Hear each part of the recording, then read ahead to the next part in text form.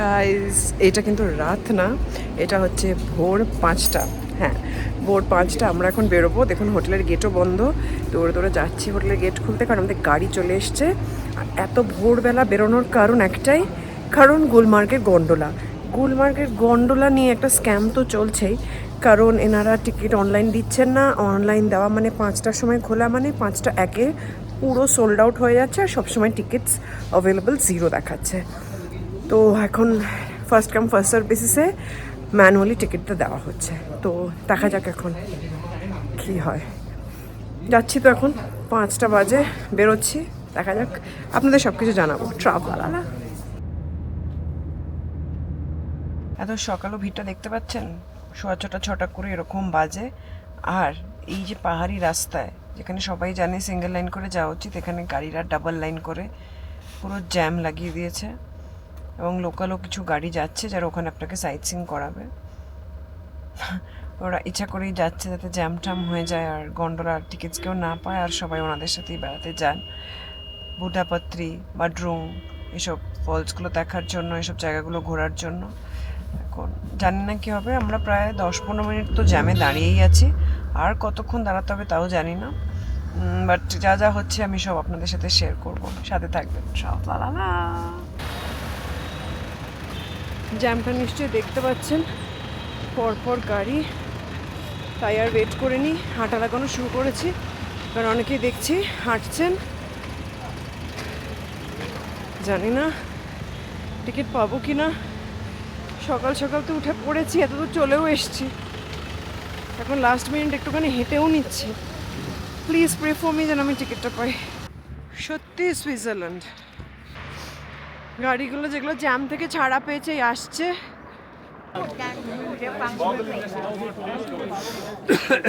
দেখতে পাচ্ছেন কতখানি লাইন হয়ে গেছে, মোটামুটি দৌড় দৌড়ে এসে লাইনে দাঁড়িয়েছে। লোক এত লাইন, এখন লোকজন আসছে। টিকিটটা পাওয়া যায়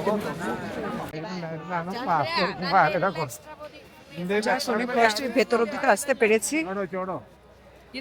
শিওর ছিলাম না যে টিকিট পাবো কি পাবো না, এখনো খুব যে শিওর তা না, বাট ভেতরে যখন ঢুকে পড়েছি একটা আশ্বাস আছে। দেখা যাক এবার আজকে, কারণ আমি জানতাম না যে পাবো কি পাবো না চান্স, বুঝতে পারছি না। দেখা যাক ফাইনালি মনে হচ্ছে চলে এসেছি কাছাকাছি। এখন বাজে 8:15 হবে।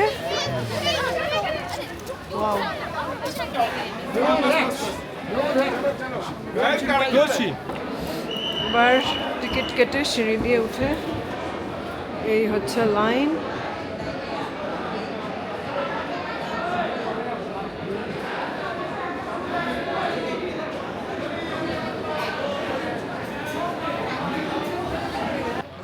আমার পিছনে যে গন্ডোলাগুলো দেখছেন এইগুলো কিন্তু যাচ্ছে না, আমরা ওই দিকে গিয়ে যাব, কারণ লাইনটা একটা সার্পেন্টাইন ভাবে মুভ করছে।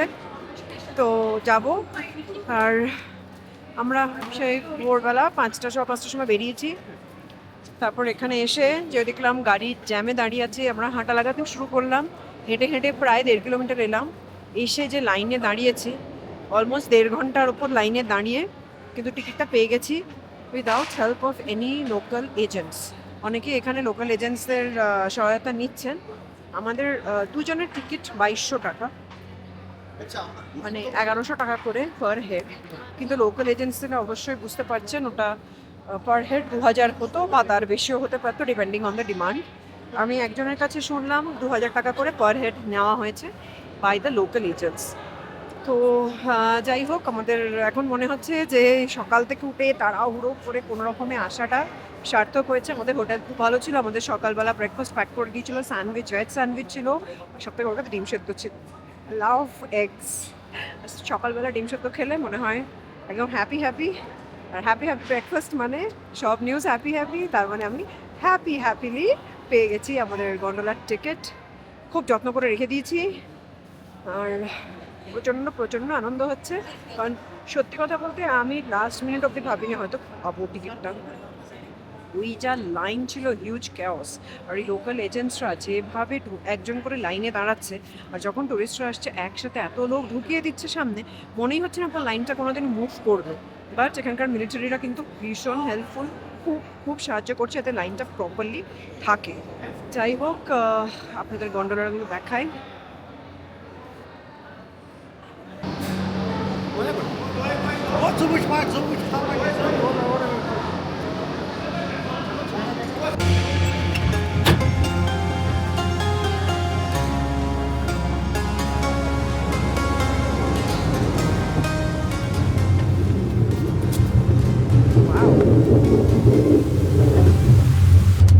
গন্ডোলাটা কিন্তু বেশ স্পিডে যাচ্ছে।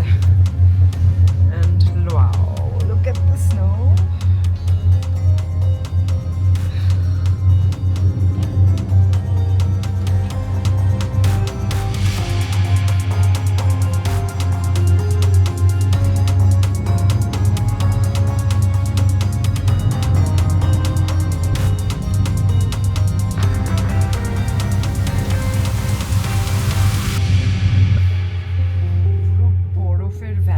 তার মধ্যে চলছে আমাদের gondola, just out of the world experience. Daily journey to heaven টাইপেরই লাগছে। চারপাশটা নিচটা পুরো বরফ বরফ বরফ। আপনাদের মানে আপনারা দেখুন, কিছু বলার নেই অ্যাকচুয়ালি। গুলমার্গের এই যে গন্ডোলা, এটা ওয়ার্ল্ডের সেকেন্ড লংগেস্ট আর সেকেন্ড হাইয়েস্ট কেবল কার। এটা দুটো ফেজেই চলে, প্রায় 600 ট্রাভেলারকে প্রতি আওয়ার রাইড দিতে পারে। আর এই কেবল কারে পোমা লেখা দেখছেন, এটা ফ্রেঞ্চ কোম্পানি পোমা গ্যালাস্কির সাথে JNK গভর্নমেন্টের জয়েন্ট ভেঞ্চার। এই সার্ভিসটা 2005-এর 24শে মে থেকে স্টার্ট হয়। আর এই স্বর্গে আজ আমি।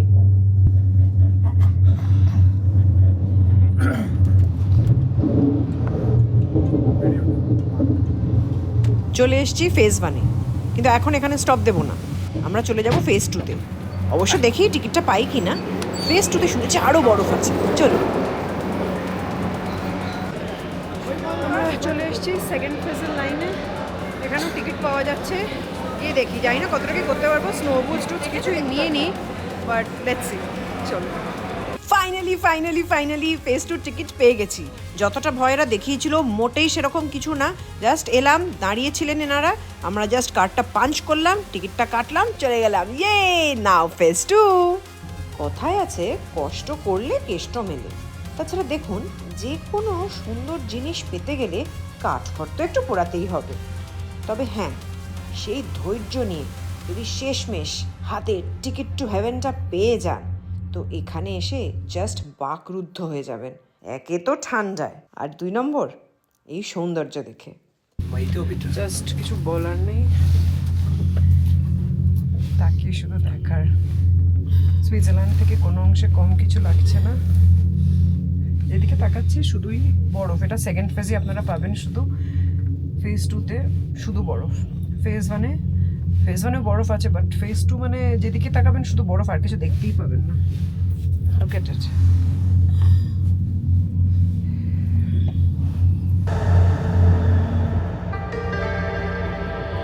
মাঝে মাঝে নিজের চোখকেই বিশ্বাস হচ্ছে না, এই কোথায় এসেছি। সত্যি জান্নাত। চলেছি ফেজ 2-তে, আর এইখানে যেদিকেই দেখবেন শুধু বরফ। বরফ ছাড়া বেসিক্যালি কিছু নেই। গামবুট ছাড়া কিন্তু খুব অসুবিধা হবে। এবার আমি তো শিওরই ছিলাম না যে আমি টিকিটস পাবো কিনা, তার জন্য আমি প্রথম থেকে কোনো বুটস নিইনি। কিন্তু ফেজ 2-তেও কিন্তু বুটস পাওয়া যাচ্ছে। 200 রুপিস পার বুট রেট নিচ্ছে, এবং এটা মানে দেখে মনে হলো একদমই নেগোশিয়েবল নয়, কারণ প্রচুর লোক আসছে তো সবার সামনে তো নেগোশিয়েট করা যাচ্ছে না ওভাবে। বাট যাই হোক, 200 rupees, but it's worth it. আর এই ওয়ার্থ ইট কেন করলাম, কারণ এই প্রোডাক্ট হয়তো নিলেন, তারপরে এই যে অসাধারণ ফেজ 2, যেখানে দেখবেন শুধু বরফ আর বরফ আর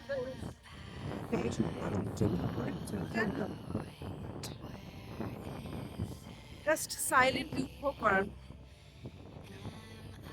যত পাহাড় দেখবেন সব পাহাড় শুধু বরফে ঢাকা।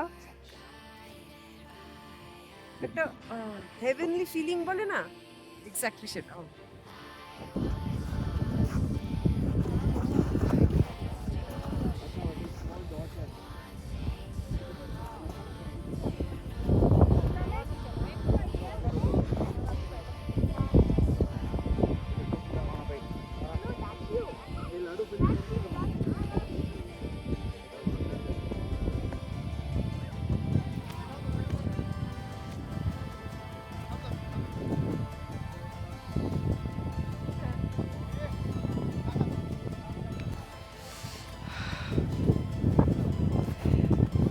ফেজ 2 গুলমার্গ। যেমন বললাম, আসাটা একদমই ডিফিকাল্ট না, খুব ইজিলি আসা যায়। আর কীভাবে আসা যায় সেগুলো আমি পরে ডিসকাস করবো, কারণ এই মুহূর্তে আমার কাজের কথা বলতে ইচ্ছা করছে না, আমার এখন শুধু এনজয় করতে ইচ্ছা করছে। বরফের মধ্যে একটু হেঁটে চলে বেড়াবো আর আপনাদের দেখাবো আরও সবাই কী করছে। এখান থেকে কিন্তু ট্রেকিংও যাওয়া যায়, কিন্তু যেরকম বরফ আছে আমার এই মুহূর্তে বরফের মধ্যে ওরকম ট্রেকিং করার খুব একটা ইচ্ছা নেই। আরও কয়েকটা এলওসি ঘোরাবে, আরও অনেক জায়গায় পয়েন্টস ঘোরাবে হয়তো এরা, কিন্তু এই স্লেজ গাড়ি করে নিয়ে যাবে, যেটা আমার একদম ইচ্ছা নেই। কিন্তু আপনাদের ইচ্ছা হলে আপনারা এটা করতেই পারেন। আর এখানে চার্জেসও খুব এক্সরবিটেন্ট নেবে, তাই আপাতত আমি ওটাতে যাচ্ছি না। বাট চলুন একটু ঘুরে দেখা যাক এই বরফের মধ্যে। ফেজ 2। বিশ্বাস করুন, এত বরফ দেখে আর এতটা উঁচুতে আমরা আছি, আমি একটু ভয়ই পেয়ে গেছিলাম। অ্যাক্লিমেটাইজেশনে অসুবিধা হবে না তো, নিঃশ্বাস টিশ্বাস ঠিক নিতে পারবো তো। কিন্তু এসে দেখছি আমার আপাতত থ্যাঙ্ক গড কোনো অসুবিধা হয়নি। তবে হ্যাঁ, বেশি দৌড়ঝাঁপ করা যাবে না এখানে। আস্তে আস্তে সুন্দর করে নেচারটাকে এনজয় করলেই দুর্দান্ত ব্যাপার।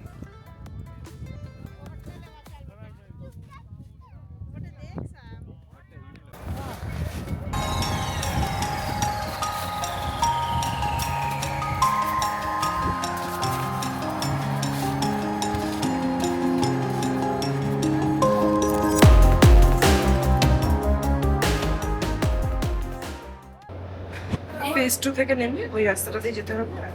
ফেজ 1 থেকে বেরিয়ে গুলমার্গে ফেরার জন্য এই রাস্তা। আমি এখনো বিশ্বাস করতে পারছি না যে আমি সিরিয়াসলি ফেজ 1 ফেজ 2 দুটো করলাম। যেরকম গন্ডগোল, স্ক্যাম আর একটা হাইপ তৈরি করে রাখা হয়েছে, এগুলো সম্বন্ধে সব বলবো। চলো নাকি ফিরে যাই আবার গনপ্লাজা।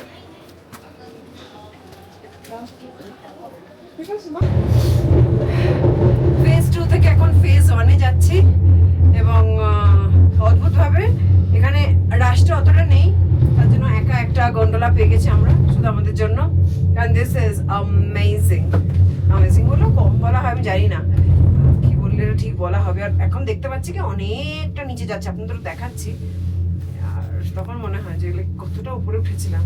বরফ দেখে বোঝা যাচ্ছে, অল্টিটিউড দেখে বোঝা যাচ্ছে। আপনাদের দেখাচ্ছি, আসুন।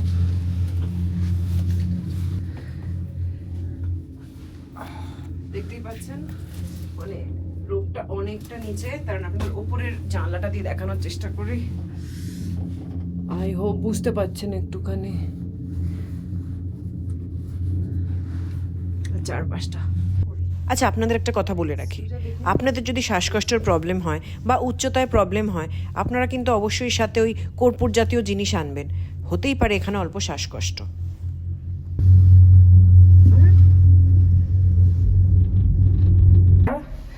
মাঝপথে গন্ডোলাটা দাঁড়িয়ে গেছে, আর দেখতে পাচ্ছেন কি অসাধারণ একটা জায়গায় দাঁড়িয়েছে। পুরো পাহাড়ের স্লোপ ধরে ধরে পুরো বরফ নেমে গেছে, কিন্তু এরম জায়গায় গন্ডোলাটা দাঁড়িয়ে পড়েছে, বুকের মধ্যে কিন্তু একটু ঢিপ ঢিপ আমার হচ্ছে। আশেপাশে উপর নিচে সব গন্ডোলা দাঁড়িয়ে আছে। ঠিক আছে, যখন এখানে দাঁড়িয়ে পড়েছি তাহলে সৌন্দর্যটা উপভোগ করি।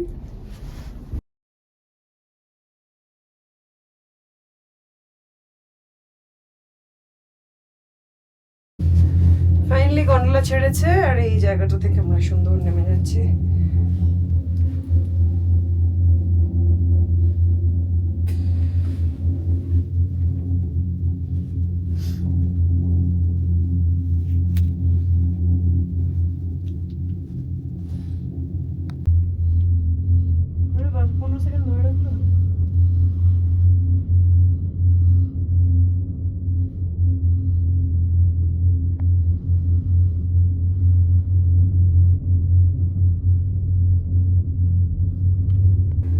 একদম নিচে আমরা দূরে দেখতে পাচ্ছি ফেজ ওয়ানের লোকজন এখনো আছে, অ্যাক্টিভিটিস চলছে, আমরা ওইখানে যাবো এক্ষুনি।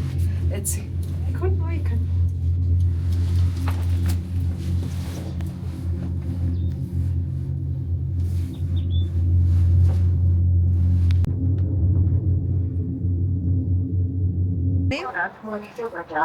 এবং আসলে ফেজ টুটা ঘোরার পর ফেজ মানে স্নো অ্যাক্টিভিটি করা ছাড়া আর সেরকম ব্যাপার কিছু নেই।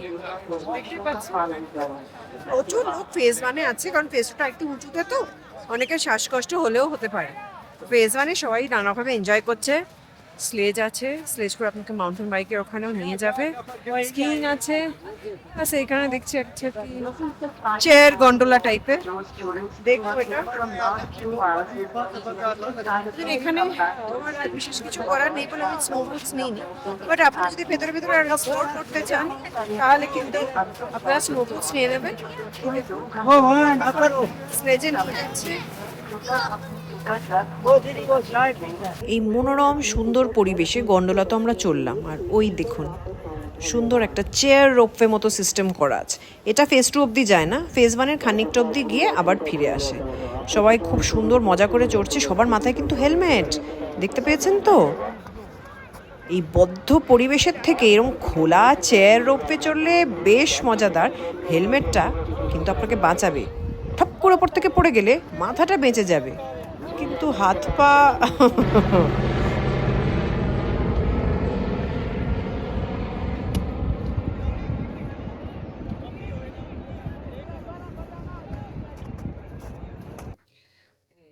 ফেজ 1 থেকে নেমে যাচ্ছি গুলমার্গ। একটু দেখতে পাচ্ছেন, ওয়েট জাস্ট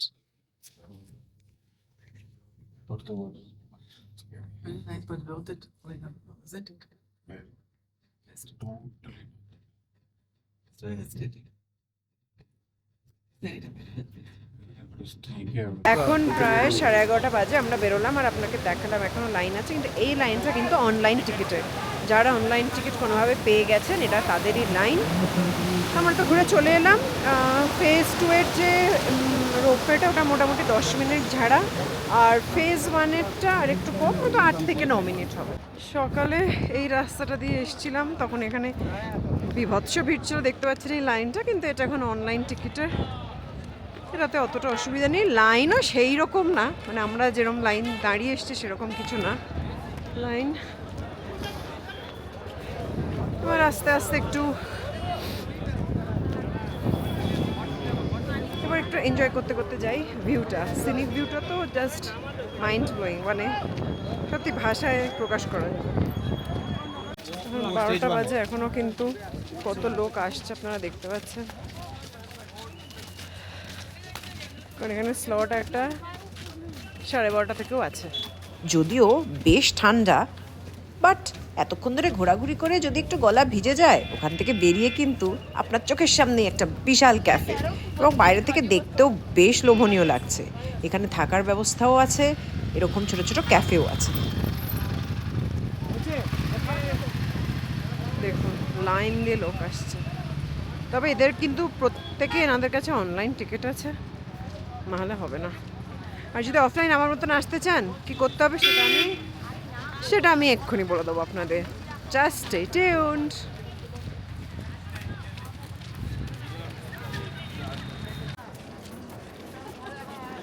এই সামনে এটা ট্যুরিজমের, জেএনকে ট্যুরিজম ডেভেলপমেন্টের এটা হোটেল, কটেজ রাধা।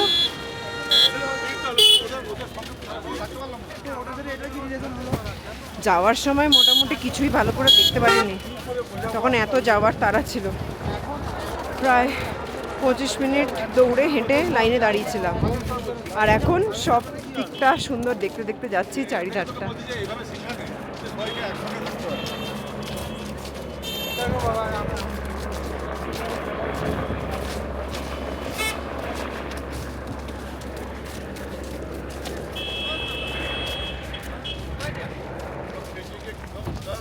টারমার্ক থেকে আমরা ডান দিক নিয়ে নিচ্ছি, এবার আমরা যাচ্ছি ড্রং ওয়াটারফলস। সেটা দেখাবো আপনাদেরকে। আর এটা রাস্তাটা,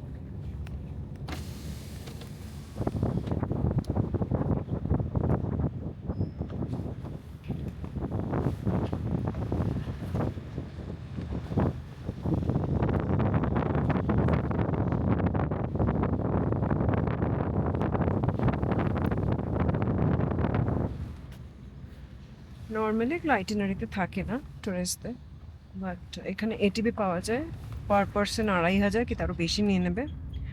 আর এমনি এখানে যে জিপসি গাড়িগুলো থাকে, যেমন আমার সামনে একটা আছে, আপনাদের দেখায়।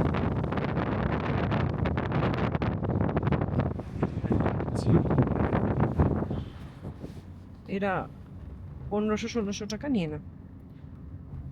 আমাদের গাড়িতে যিনি চালাচ্ছেন উনি বললেন উনি আমাদের নিয়ে যাবেন, ওনাকে যদি সেম অ্যামাউন্টটা দিয়ে দেওয়া। ঠিক আছে, নিজেদের গাড়ি থাকলে আর অসুবিধা কী আছে, কোনো অসুবিধাই তো নেই। তাহলে আগে ওয়াটারফলটা দেখে নেব, তারপরে লাঞ্চ করব। আর পুরো ভিডিওটা কিন্তু শেষ পর্যন্ত দেখবেন, কারণ অনেক অনেক অনেক ইনফরমেশন দেওয়ার আছে, যেগুলো ইউজফুল, যেগুলো আপনি এলে আপনার সত্যি কাজে লাগবে, এটা কথা দিচ্ছি। So C the video till the end.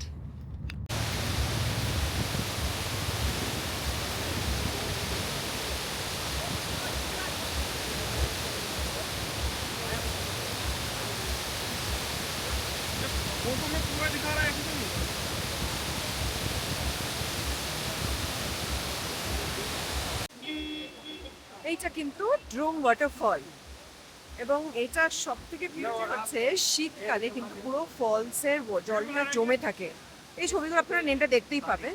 আমি এখানে এলাম কারণ এখন আমি জানি এখানে জল থাকবে, অনেক সময় মানে আরো পরে এলে জলটাও থাকে না, শুকিয়ে যায়, কিন্তু এখন এই জলটা আছে, এই দেখতে খুব ভালো লাগছে। আর আপনারা জানেন এই ওয়াটারফলস দেখতে আমার কত ভালো লাগে।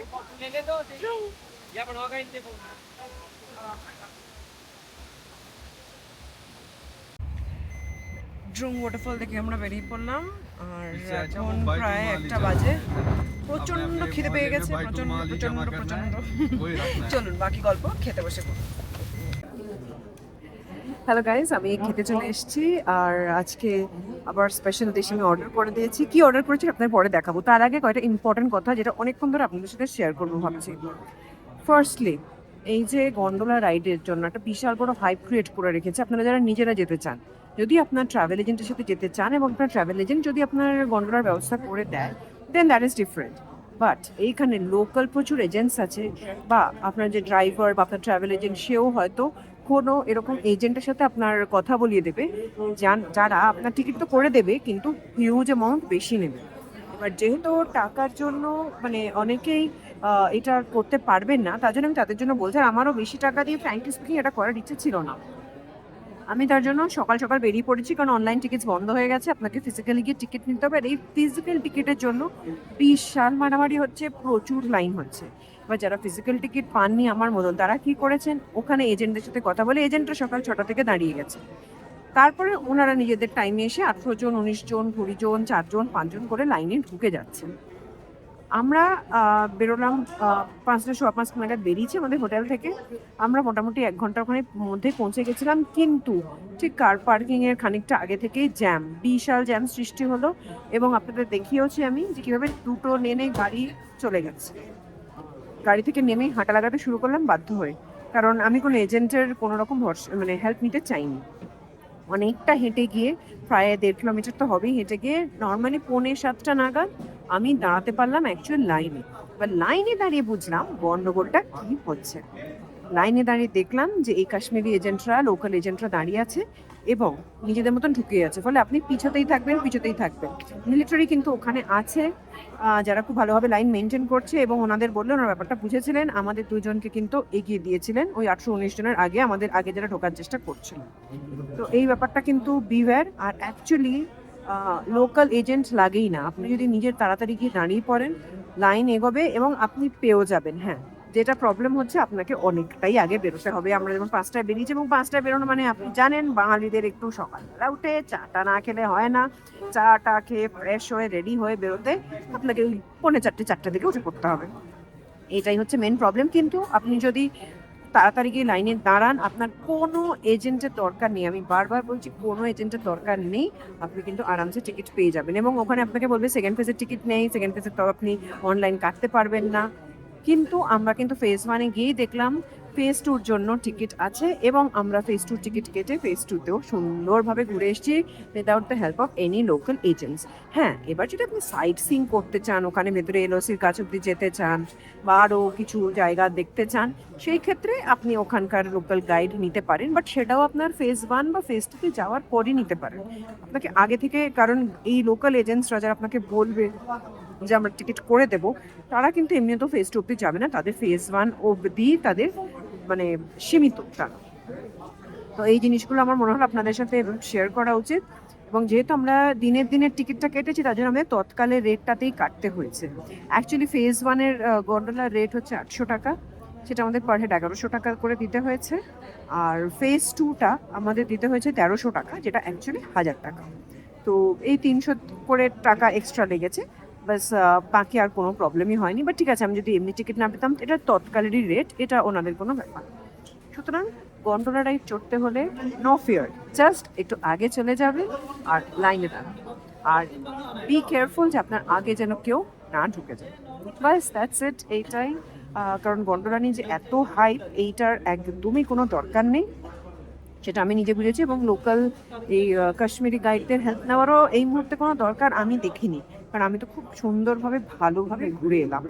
তো আমার মনে হয় ওনারাও সেটা চান না যে ওনাদের হেল্প ছাড়া লোকে ঘুরে আসুক, তার জন্য আমাদের বারবার জিজ্ঞাসা করা হচ্ছিল যে আমরা কেন গাইড নিইনি। গাইড নিন, কারণ আমার মনে হয়নি যে আমার গাইড দরকার আছে। বাট যাই হোক, লাস্ট মোমেন্ট অব্দি আমি তো শিওর ছিলাম না টিকিট পাবো কি পাবো না, তো টিকিট পেয়ে গেছি। আর হ্যাঁ, যেটা তখনও বলেছিলাম, প্লিজ আপনারা একটা বেশি কার্ড নিয়ে যাবেন, কারণ অনেক সময় একটা কার্ড কাজ না করে খুব প্রবলেম হয়ে যায়, যেমন আমার হয়েছিল। তার জন্য আমি ব্যাপারটা রিয়েলাইজ করে আপনাকে বলতে পারলাম। থ্যাংক গড আমাদের কাছে আরও কার্ড ছিল, তো আমরা আর সেকেন্ড কার্ডটাতে আমাদের হয়ে গেছিলো। তো এইটাই আপনাদের বলার ছিল। বলতে বলতে আমার মনে হচ্ছে খাবারও চলে এসেছে, আপনাদের দেখাবো খাবারটাকে। এটা হচ্ছে কাশ্মীরের ফেমাস দাবক মাছ, এটা তুমি নেবই, ট্রাই করবোই।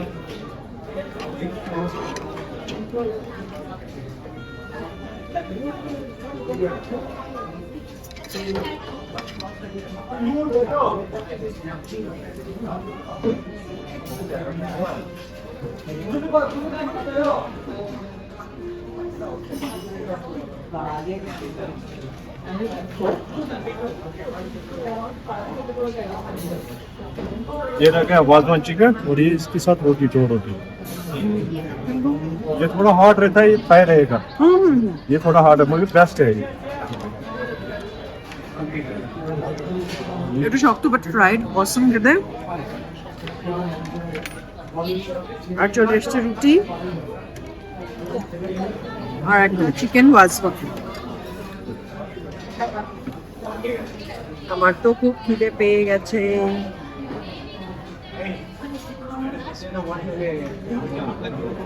এটা আপনাদের টেস্ট করে বলে দিই, কারণ আমার এত খিদে পেয়েছে, এরপর আমি খাওয়াতে মন দিলে ভুলে যাবো আপনাদের বলতে যে এটা কেমন।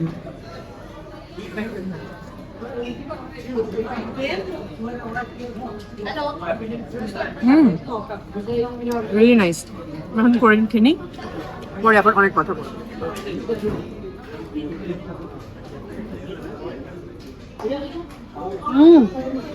আমি আজকে সারা দিনটা অসাধারণ কাটালাম। আজকে নতুন হোটেল, এক রাতের জন্যই এখানে, কালকে চলে যাব পেহেলগাঁও।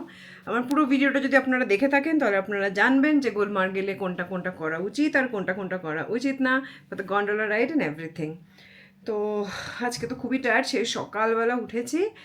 আবার কালকে দেখা হবে। কালকে আমরা চলে যাব পেহেলগাঁও এবং সাইট সিং আছে ওখানে অনেকগুলো সুন্দর সুন্দর। আর আপনারা তো বলতেই থাকবো আমার এক্সপিরিয়েন্স। আচ্ছা, লাইক, কমেন্ট, শেয়ার, সাবস্ক্রাইব করতে কিন্তু ভুলবেন না।